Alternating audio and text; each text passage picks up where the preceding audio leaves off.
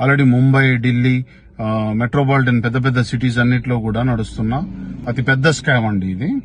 మీరు కూడా జాగ్రత్తగా ఉండండి.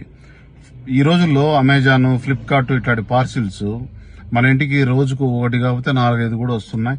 భార్య తెలియకుండా, భర్త అంటే తెలియకుండా, అంటే ఎవరిది వాళ్ళు ఆర్డర్ ఇచ్చుకుంటున్నారు అనమాట.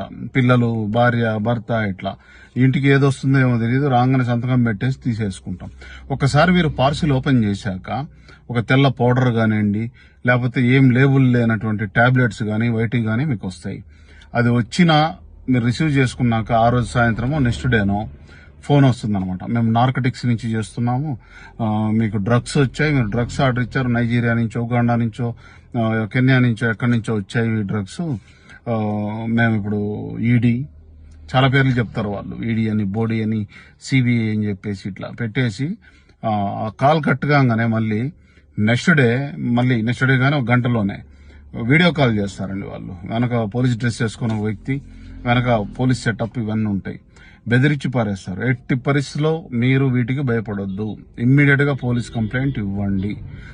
మీరు చేయని దానికి భయపడాల్సిన అవసరమే లేదు. కాబట్టి వాళ్ళు డబ్బులు గుంజుతున్నారు, ఎక్స్ప్లాయిట్ కూడా చేస్తున్నారు.